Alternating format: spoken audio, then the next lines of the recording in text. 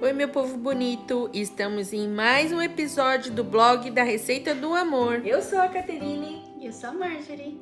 Bem-vindo ao nosso canal. E hoje nós vamos falar sobre Depressão. mitos e verdades.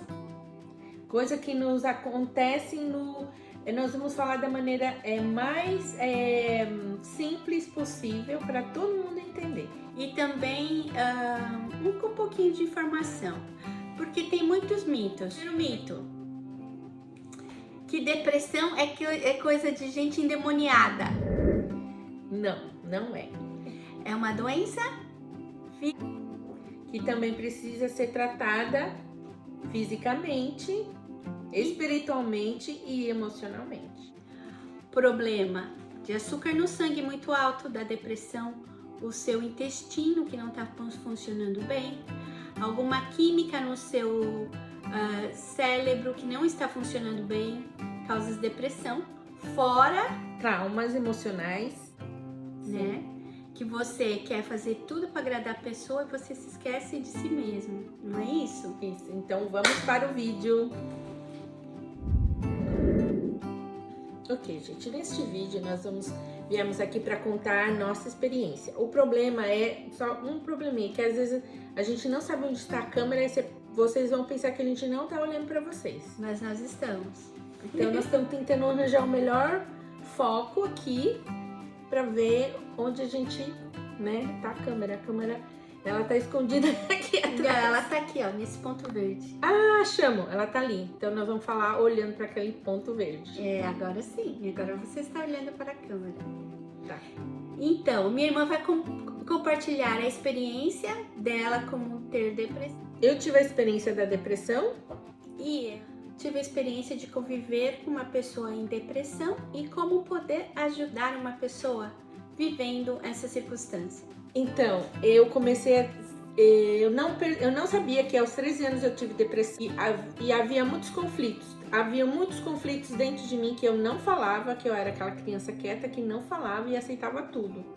Então, por eu não falar as coisas, por eu não contar os meus sentimentos, então eu sofria calada. Isso também no futuro da depressão. Eu recebi bullying na escola, foram vários fatores.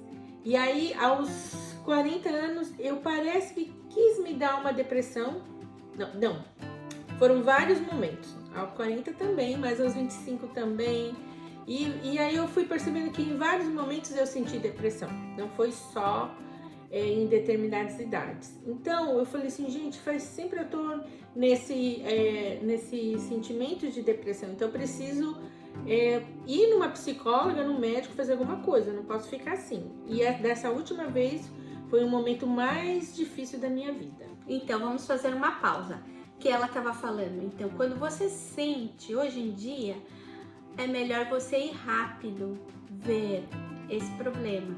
Porque você precisa de um médico que te analise, que o mais ideal seria um psiquiatra. Um psiquiatra para te analisar físico e te dar o diagnóstico. Dar o teu diagnóstico para saber o que fazer. Então, esse seria o primeiro passo, né? Passo Exato. número 1. O que eu fiz?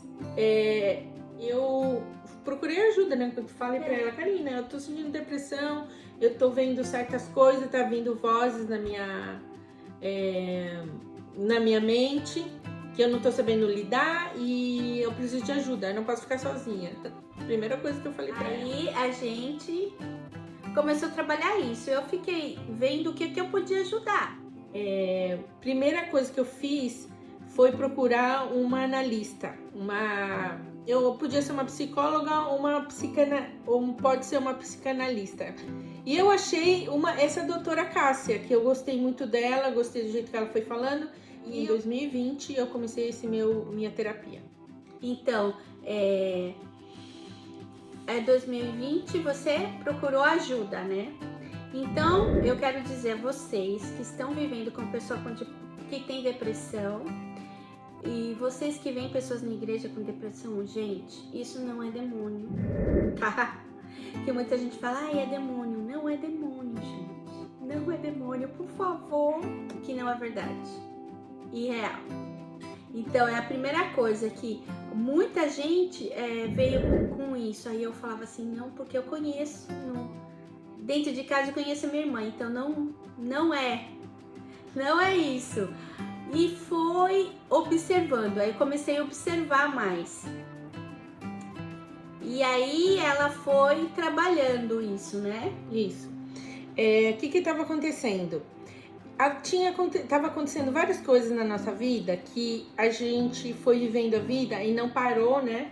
Para fazer planos. E como eu já tinha essa depressão, que tinha passado por algumas coisas, aí foi desenvolvendo mais e mais e mais. Aí eu corri para a igreja, muitas vezes eu fiz orações, eu fiz a oração, a libertação, eu fiz jejum, eu fiz tudo que estava ao alcance religioso para poder me curar. Só que a cura da depressão não é somente a oração, não é somente você ir lá orar e se consagrar. Eu fiz todas essas coisas. Porque a gente tem o conhecimento que a gente é o quê? A gente é espiritual, a gente é físico, corpo e espírito, né? Que são 3 coisas: alma, corpo e espírito.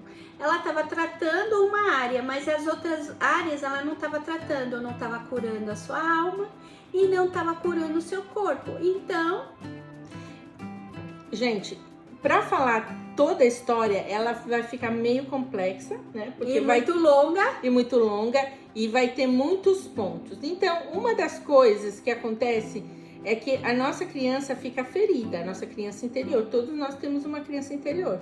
E essa criança interior é que estava ferida. Nos primeiros momentos, quando eu vi que eu estava com depressão, o que eu fiz? Todo dia de manhã eu peguei os provérbios e lia. Para tua mente, para você chamar a tua mente. Porque o que acontece? Quando você entra em depressão, você vai se perdendo e você vai se perdendo nos seus pensamentos. E é verdade, porque às vezes eu perguntava, vamos em tal lugar? Não sei. Você quer comer isso? Não sei.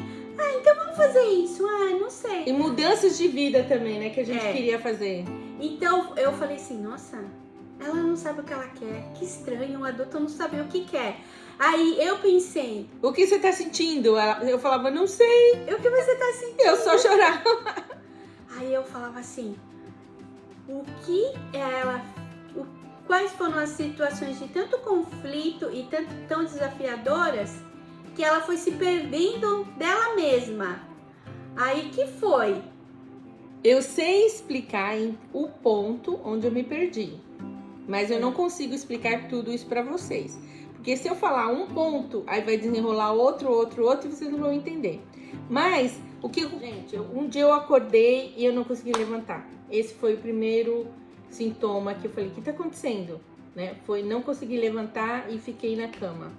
E tinha muitas reclamações na minha cabeça, tinha muitos pensamentos, estava vindo muitos pensamentos. Esse é um dos sintomas, né?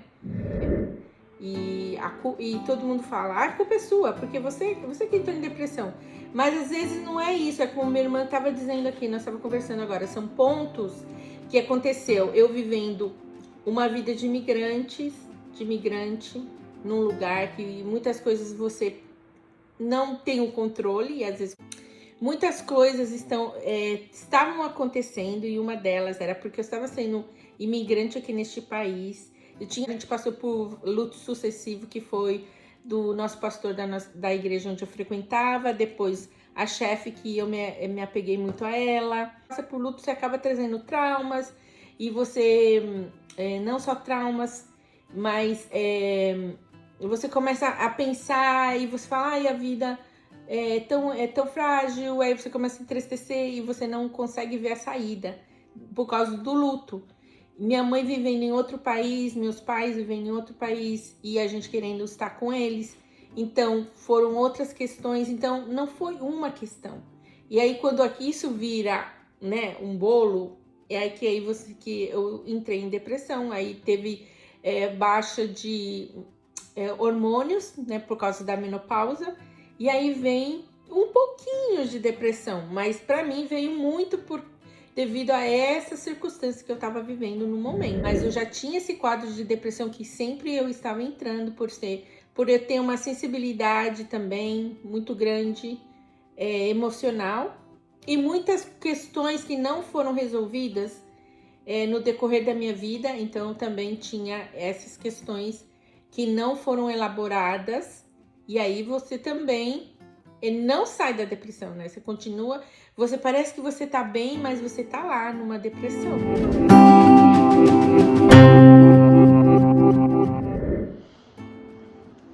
Então, gente, o que eu fiz? Tive muita paciência, observei bastante, orei, perguntei para Deus o que eu posso fazer, né? Porque ela não sabia o que ela queria, então eu comecei a tomar decisões e falava, então vamos fazer isso, vamos fazer aquilo, junto, né? Mas acompanhando o tempo dela, né? Porque ela tem, pessoas que estão em depressão têm um tempo, às vezes são mais devagar, as coisas não são tão rápidas, elas voltam a ser que nem criança, não conseguem fazer coisas rápidas. Então eu ia no tempo dela, a gente ia fazendo coisas, a gente foi conversando bastante e falava assim, por que isso te incomoda? O que você acha? A gente começou a conversar mais do que incomodava, por que ela tinha essa visão, essa perspectiva. Às vezes ela achava que todo mundo estava julgando ela e eu falava assim, não é assim. Cada um tem a sua vida, tá preocupado com os seus problemas, né? Não, às vezes a pessoa em depressão acha que ela virou, que tá atrapalhando os outros, ou que ela é o centro, né? Ela começa a ser um pouco uma criança. Então eu falava, não é assim, vamos ir caminhando. Aí a gente foi caminhando no tempo dela, ela conseguindo fazer as coisas. O dia que ela não conseguia, ela dormia, eu arrumava a casa toda porque ela não conseguia. E aqui ela tava numa fragilidade muito grande. E a gente foi orando, o Espírito Santo foi nos ajudando. E ela foi se reconstruindo de volta. Isso foi bom porque eu aprendi também que tinha coisas que me incomodavam e eu não falava e deixava pra lá. E eu entendi que a gente tem que conversar o que nos incomoda e falar, eu não gosto disso porque isso também me incomoda. E a gente pôr as coisas nos lugares certo e dizer, isso me incomoda, isso não diz de mim, não vou fazer isso e acabou. Não precisa discutir com a outra pessoa, porque você tem que resolver você, mas de uma forma que tenha uma união com o seu entorno, a comunidade com que você vive.